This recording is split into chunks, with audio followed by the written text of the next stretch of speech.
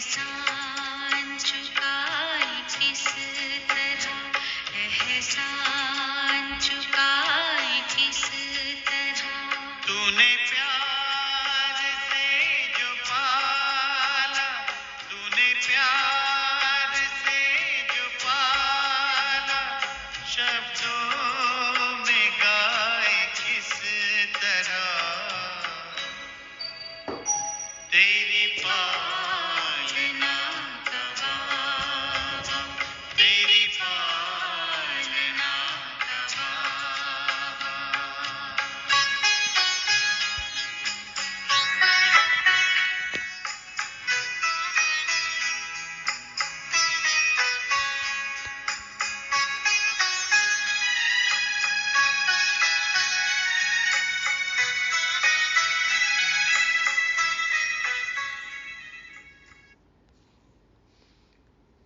ओम शांति। सभी सर्विसेबल ब्रह्मचारी राज ऋषियों को सत गुरुवार की गॉडली मॉर्निंग। बेहद के बाप, हम बच्चों की पालना तो बहुत स्नेह से करते ही हैं। हम बच्चे एक दूसरे की पालना कैसे करें, बाबा आज इस विषय पर समझाते हैं। आज हर मनुष्य आत्मा तन मन के रोग से परेशान है। कर्म भोग बहुत ही पीड़ादायी है। सभी की खुशी जैसे कि छिन सी गई है। ऐसे में हम क्या विचार करें कि खुश रह सकें, बाबा आज बताएंगे। सर्विस में हम बैज, बोर्ड्स, लीफलेट्स, पैम्पलेट्स कैसे यूज़ करें ताकि वृद्धि हो, वो भी समझेंगे। बाबा आज हमें कौन सी गारंटी दे रहे हैं, जानने के लिए सुनते हैं 13 अप्रैल 2023 की सतवाणी। 13 मैं मेरा अब सब कुछ तेरा। मीठे बच्चे, आपस में अविनाशी ज्ञान रत्नों की लेन देन करके एक दो की पालना करो। ज्ञान रत्नों का दान करते रहो। हम आजकल कैसे टाइम पास करते हैं, बहुत समय है ना, वेस्ट करते हैं, व्यर्थ की बातों की लेन देन करते हैं। उससे क्या होता है, हमारे अंदर और ही नेगेटिविटी आती जाती है, एनर्जी लो होती जाती है। बाबा कहते हैं बस अब हम बच्चों को क्या करना है, आपस में एक दूसरे को पालना है, उन्नति करनी है एक दूसरे की। उसके लिए हमें अविनाशी ज्ञान रत्नों की लेन देन करनी है। जो बाबा हमें ज्ञान के पॉइंट्स देते हैं, हमें उस पर ज्ञान चर्चा करनी है, एक दूसरे को बाबा की याद दिलानी है, मुरली की बातें करनी है। बाबा कहते ज्ञान रत्नों का दान करो, है ना। ये सबसे अच्छा दान है, महापुण्य है ज्ञान रत्नों का दान। एक दूसरे से शेयर करेंगे तो जानकारी भी बढ़ती है। कोई भी स्थूल चीज़ हम दान करते हैं तो हमारे खजानों में कमी होती है, घटता है। लेकिन यदि हम ज्ञान रत्नों की लेन देन करेंगे तो जानकारी बढ़ती है, बुद्धि खुलती है और ये खजाना जमा होता जाता है, बढ़ता जाता है।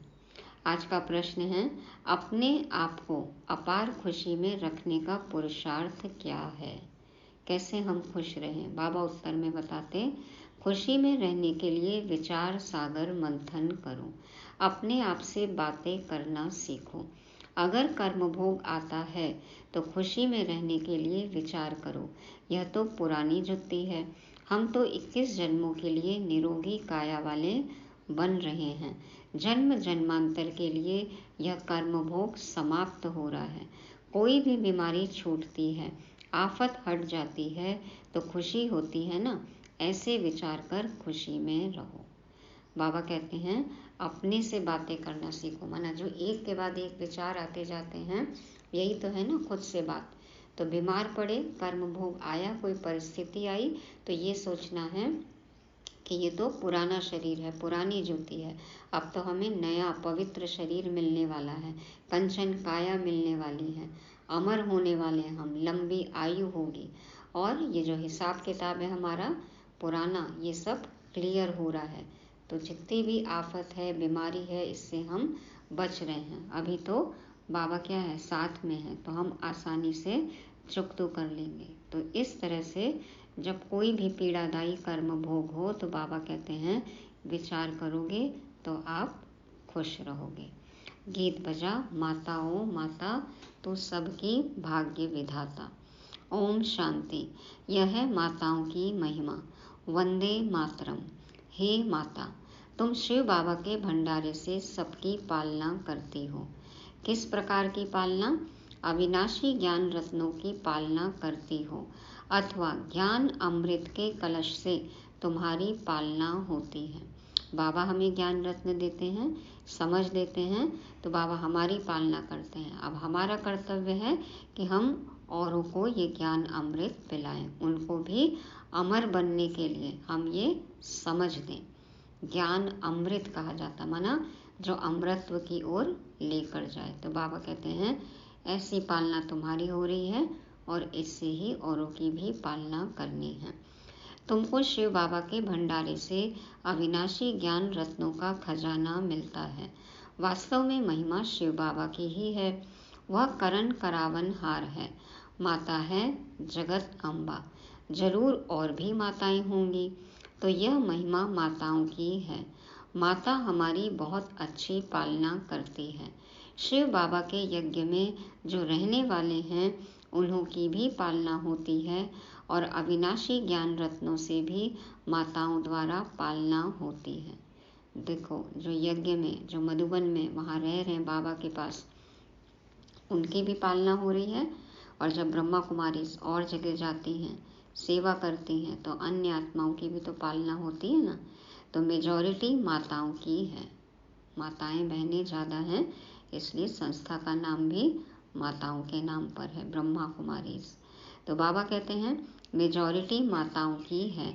बहुत है जो भाई भी बहनों की पालना करते हैं। कई जगह विदेशों में भी देखो, भाई जो हैं वो इंचार्ज हैं। तो बाबा कहते हैं दोनों एक दो से ज्ञान रत्नों की लेन देन करते एक दो की पालना करते हैं। भाई बहन का, बहन भाई का बहुत रूहानी प्यार होता है। इस दुनिया में तो एक दो के दुश्मन भी होते हैं, एक दो को विकार ही देते हैं। यहाँ अविनाशी ज्ञान रत्नों का खजाना देते हैं।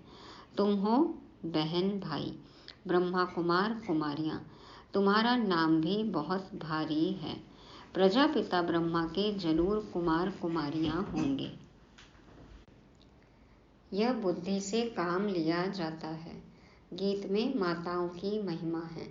जगत अम्बा सरस्वती है तो जरूर और भी बच्चे बच्चियां होंगे, गोया फैमिली होगी।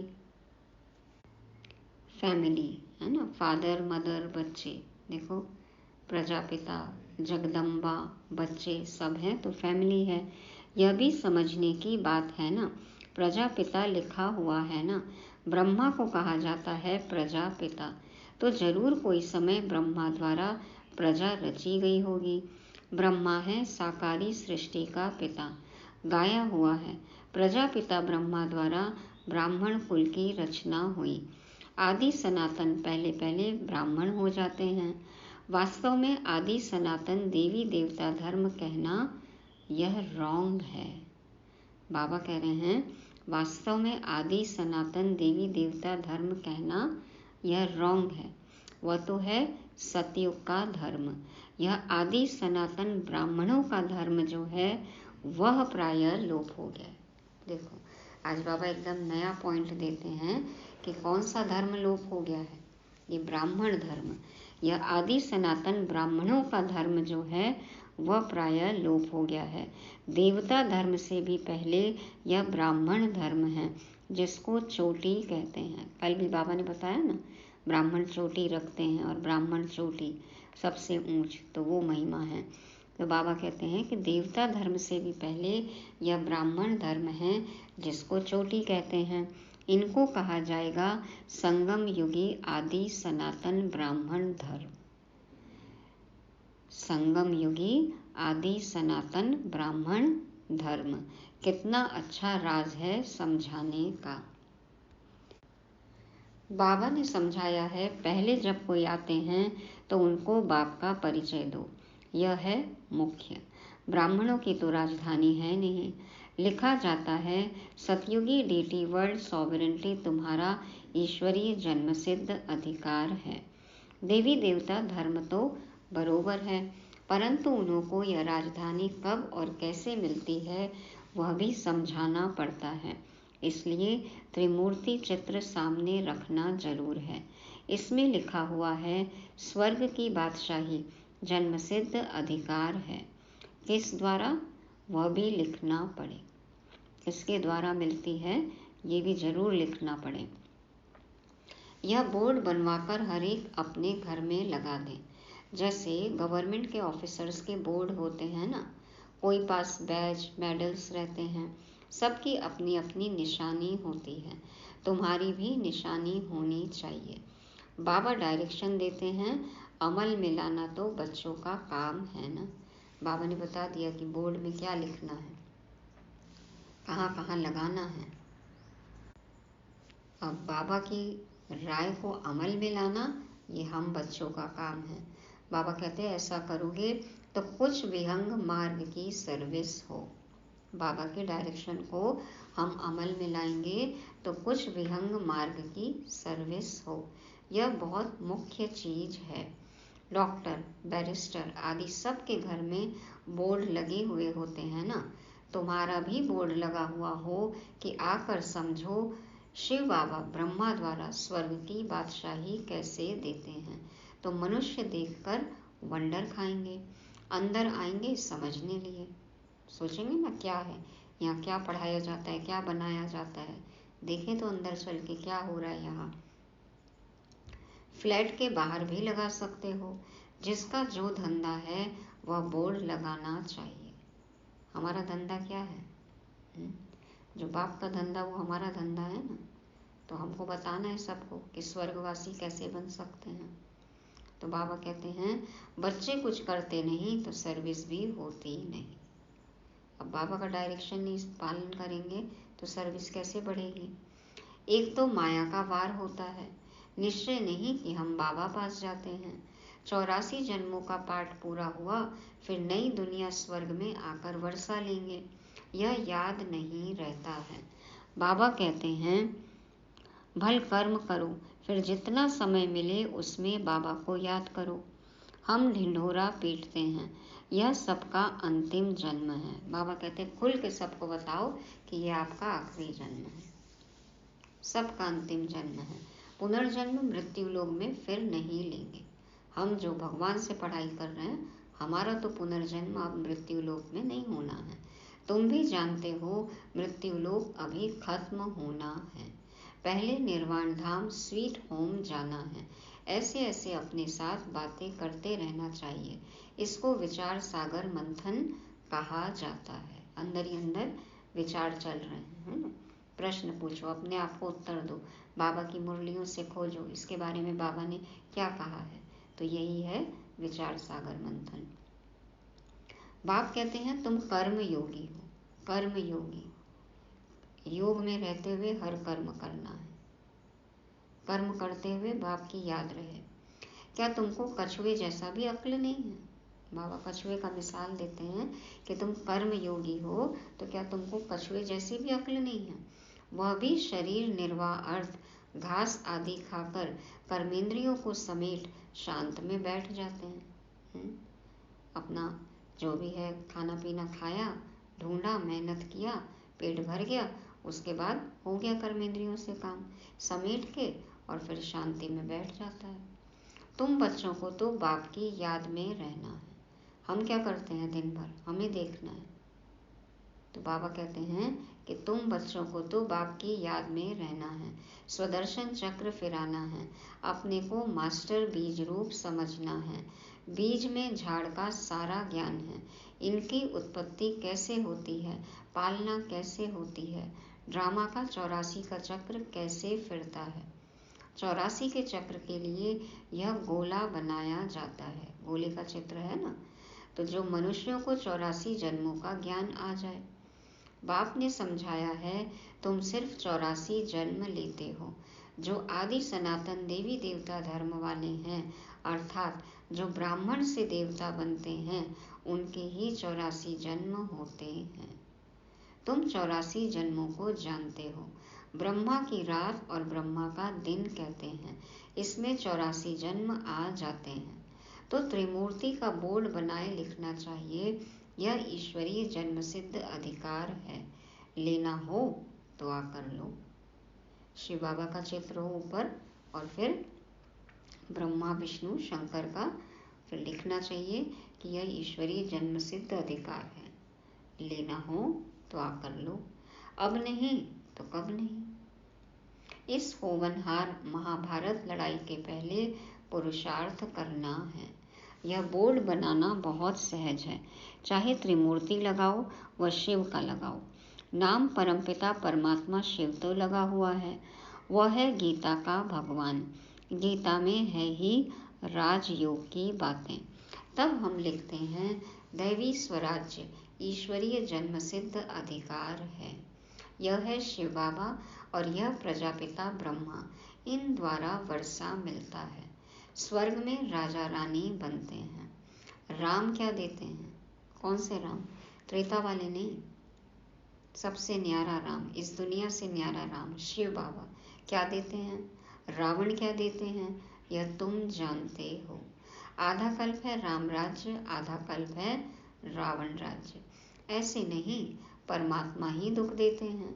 दुख देने वाला तो रावण 5 विकार है जो ही विश्वास बनाते हैं।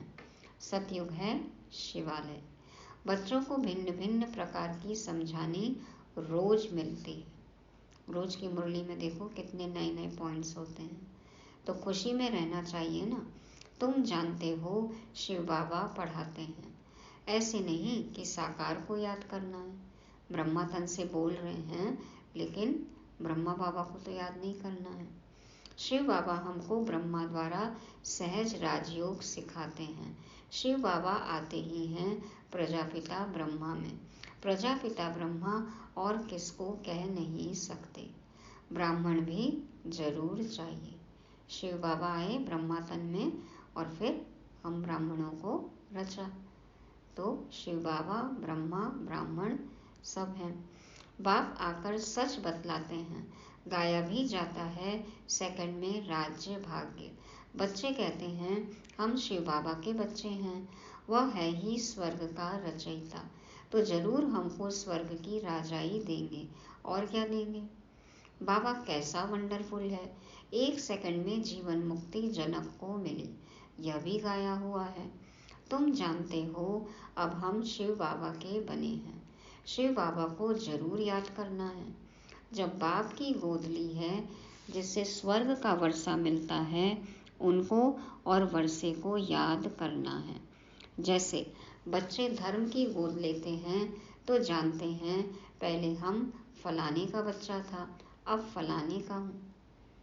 कोई बच्चा किसी के गोद चला जाता है तो कहते हैं ना, हम वो पेट वाले माता पिता और ये गोद वाले माता पिता। तो कई कहते हैं पेट वाले गोद वाले।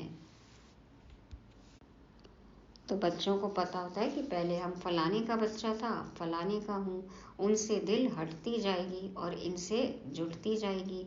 यहाँ भी तुम कहेंगे हम शिव बाबा के एडॉप्टेड बच्चे हैं। फिर उस बाप को याद करने से फायदा ही क्या? मोस्ट बिलीवेड बाप इतनी बड़ी संपत्ति देने वाला है।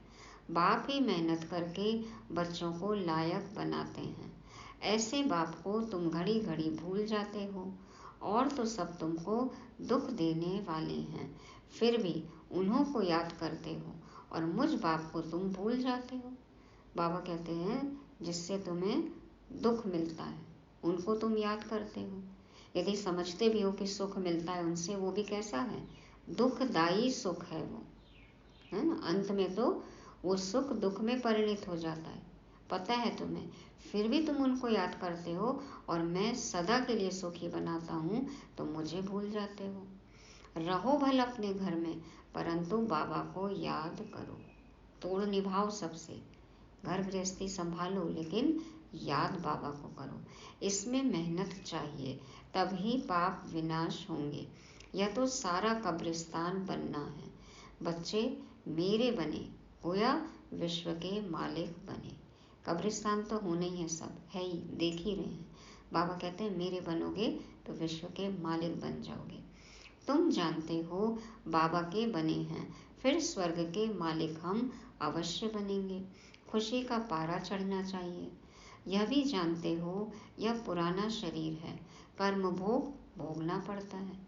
न जाने कौन से जन्म में क्या क्या कर्म किए हैं, तो फल तो भोगना ही पड़ेगा ना। बाबा मम्मा भी खुशी से कर्म भोग भोगते हैं। फिर भविष्य 21 जन्म का सुख कितना भारी है। हर आत्मा देखो अपना हिसाब किताब चुकतू कर रही है। तो यह तो पुरानी जुत्ती है। अभी कर्म भोग भोगते रहेंगे, फिर 21 जन्म लिए इससे छूट जाएंगे। कोई बीमारी छूटती जाती है तो खुशी होती है ना। कोई आफत आती फिर हट जाती है तो खुशी होती है ना। तो यही सोचना है कि सब चुकतू हो रहा है। तुम भी जानते हो अब जन्म जन्मांतर की आफतें आ रही हैं, आएंगी ना, चक्रवृद्धि ब्याज सहित आएंगी। अभी हम बाबा पास जाते हैं। यह है विचार सागर मंथन कर पॉइंट्स निकालना। बाबा राय तो बतलाते हैं, ऐसे ऐसे अपने से बातें करो। हमने 84 जन्मों का चक्र पूरा किया, अब बाबा पास जाते हैं, फिर बाबा से वर्षा पाएंगे। साक्षात्कार भी करते हैं। इसमें परोक्ष और अपरोक्ष है। किसी को होता है, किसी को नहीं होता है, सबका अपना अपना पार्ट है। जैसे मम्मा को कोई साक्षात्कार नहीं हुआ, बाबा ने विनाश और स्थापना का साक्षात्कार किया। इनको भविष्य का साक्षात्कार एक्यूरेट हुआ है। ब्रह्मा बाबा को हुआ और मम्मा को नहीं हुआ। परंतु पहले यह समझ में नहीं आता था कि हम यह विष्णु बनेंगे। भविष्य का साक्षात्कार हुआ ब्रह्मा बाबा को, लेकिन पहले ये नहीं क्लियर था कि हम ही विष्णु बनेंगे, नारायण बनेंगे। पीछे समझते गए, धीरे धीरे समझ में आया।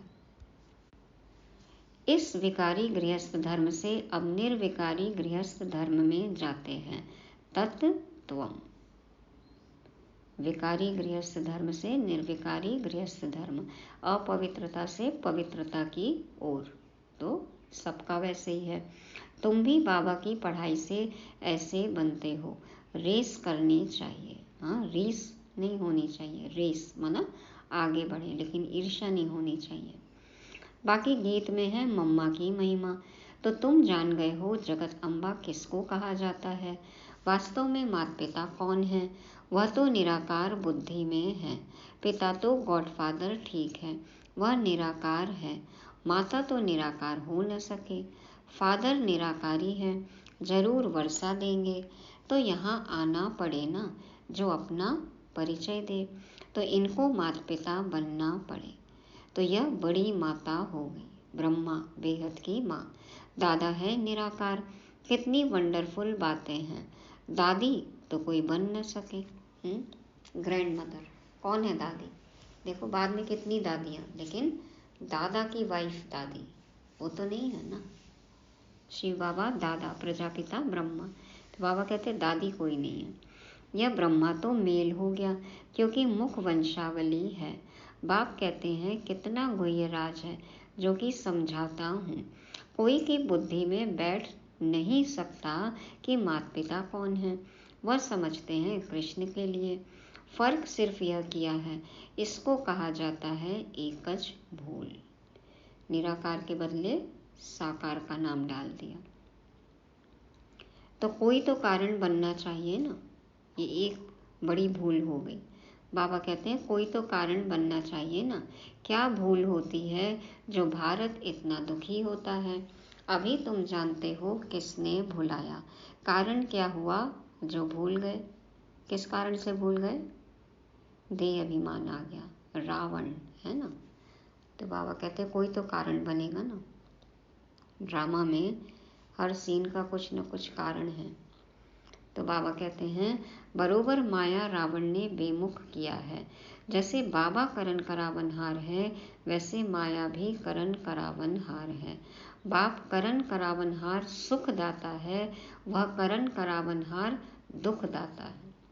बाबा भी करते हैं, कराते हैं, लेकिन सुख देते हैं, और माया रावण करते कराते दुख देते हैं। ये फर्क है। माया बाप से बेमुख कर देती है। अब बाप खुद कहते हैं, हे आत्माएं, निरंतर मुझ बाप को याद करो। निरंतर, 1 सेकंड का भी अंतर ना पड़े, भूलना ही नहीं है।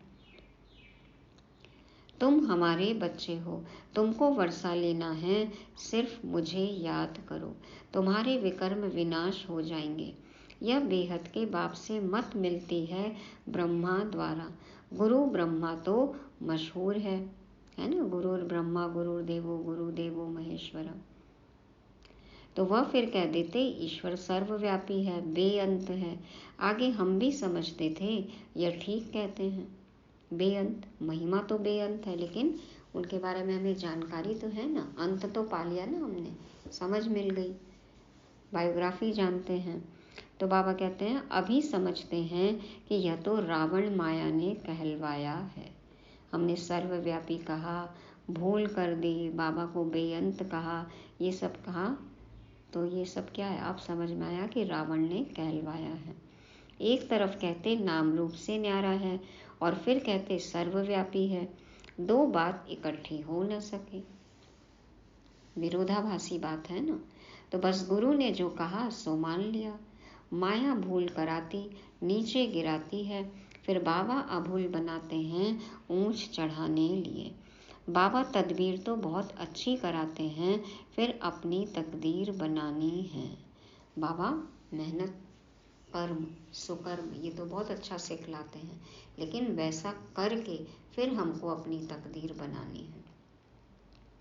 बाप को याद करना है, यह तो सहज है। कन्या की जब सगाई हो जाती है तो उनके पीछे एकदम चटक पड़ती है ना, वैसे अब तुम्हारी सगाई होती है शिव बाबा से, तो उनको चटक पड़ना चाहिए, माना 1 सेकंड भी भूलना नहीं है। उन्हीं की याद में मगन हो जाना है, उन्हीं की लगन लग जानी चाहिए, नशा हो जाना चाहिए, उमंग उत्साह होना चाहिए। तो बाबा कहते हैं, बाप कहते हैं तुम मुझे याद करो, तुम्हारी आत्मा पवित्र बनेगी तो तुम मेरे साथ चलोगे, मैं तुम्हें नैनों की पलकों पर ले चलूँगा।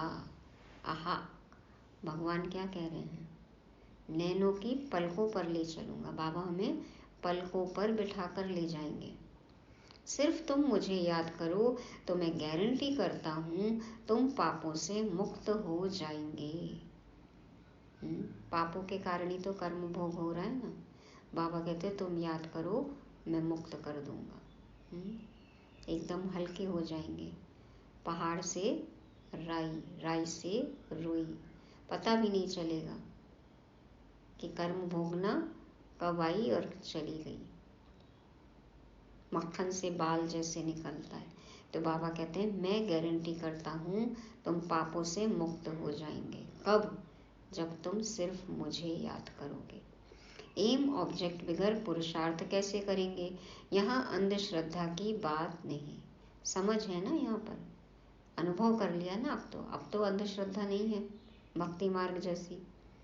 यह शिव बाबा की कॉलेज है, वह है स्वर्ग का रचयिता, अमर लोक के लिए पढ़ा रहे हैं। अब तो मृत्यु लोक है, मृत्यु लोक खत्म हो जाएगा, फिर सतयुग जरूर आएगा। यह चक्र फिरता ही आता है, चक्र है, रात के बाद दिन, दिन के बाद रात।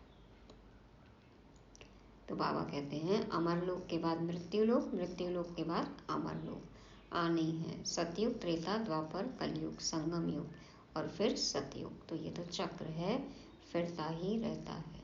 अच्छा, मीठे मीठे सिके लगे बच्चों प्रति माता पिता बाप दादा का याद प्यार और गुड मॉर्निंग। रूहानी बाप की रूहानी बच्चों को नमस्ते। हम रूहानी बच्चों की रूहानी बाप दादा को याद प्यार, गुड मॉर्निंग और नमस्ते। शुक्रिया बाबा, शुक्रिया। धारणा के लिए मुख्य सार, पहला पॉइंट है, कछुए मिसल सब कर्मेंद्रियों को समेट बाप और वर्षे को याद करना है, कर्म योगी बनना है, अपने आप से बातें करनी है।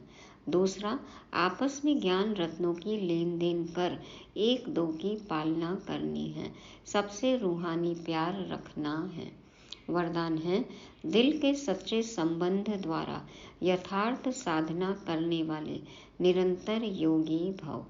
दिल के सच्चे संबंध द्वारा यथार्थ साधना करने वाले निरंतर योगी भव। बाप दादा समझाते हैं, साधना अर्थात शक्तिशाली याद, बाप के साथ दिल का सच्चा संबंध। जैसे योग में शरीर से एकाग्र होकर बैठते हो, ऐसे दिल, मन, बुद्धि सब एक बाप की तरफ बाप के साथ साथ बैठ जाए। यही है यथार्थ साधना। जैसे योग करने बैठते हैं तो कोई आसन पर बैठते हैं ना, एक जगह बैठते हैं, एकाग्रता से बैठते हैं, वैसे ही दिल, मन, बुद्धि सब एक बाप की तरफ लग जाए। ये है यथार्थ साधना।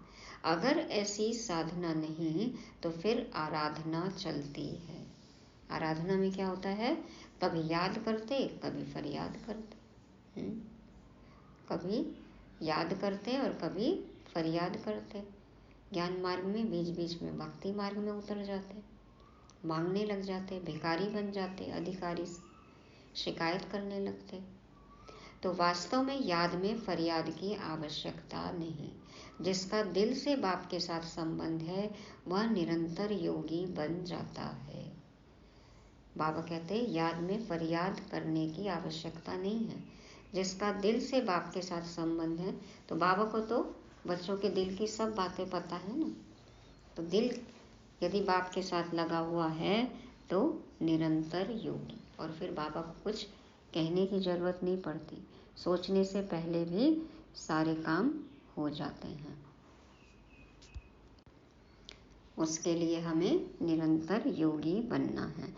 स्लोगन है, करावन हार बाप है, इस स्मृति से बेफिक्र बादशाह बन उड़ती कला का अनुभव करते चलो। करावनहार बाप है, इस स्मृति से बेफिक्र बादशाह बन उड़ती कला का अनुभव करते चलो। मन भारी कब होता है, फिक्र कब होती है, जब हमें करना है, हमें करना है। लेकिन बाबा अपने आप कराएंगे, हम तो कठपुतली हैं, सौंप दो खुद को बाबा के हाथ में तो बाबा करा लेंगे अपने आप। तो बेफिक्र निश्चिंत स्थिति हो जाती है। तो ऐसा हमें बेफिक्र बादशाह बन उड़ना है। करावनहार बाप है। तो आज की मुरली को रिवाइज करने के लिए पॉइंट्स हैं, ज्ञान रत्नों की लेन देन। हर समय हमें क्या करना है, जैसे ही हम फ्री हुए अपने दैनिक कर्मों से, शरीर निर्वाह के लिए जो कर्म करने हैं उनसे समय मिला, तो फिर उसके बाद हमें समय को सफल करना है। ज्ञान रत्नों की लेन देन करनी है, एक दो की पालना करनी है, माना आगे बढ़ाना है एक दूसरे को। दूसरा है कर्म भोग। जब भी कोई कर्म भोग आता है, शारीरिक बीमारी आती है, तो सोचना है कि ये तो पुरानी जुगती है, हमको नया शरीर मिलने वाला है और हिसाब किताब चुकता हो रहा है। तीसरा कर्म योगी, हर कर्म बाप की याद में करना है। चौथा है रावण करण करावनहार दुख दाता। राम कौन है, शिव बाबा कौन है, रावण कौन है। राम शिव बाबा हमें सुख देते हैं और रावण दुख देने वाला है। और पांचवा है निरंतर योगी, 1 सेकंड का भी अंतर ना पड़े, सदा बाप की याद रहे, बाप के साथ दिल का सच्चा संबंध स्थापित करना है। शक्तिशाली याद होनी चाहिए, फरियाद नहीं। ओम शांति।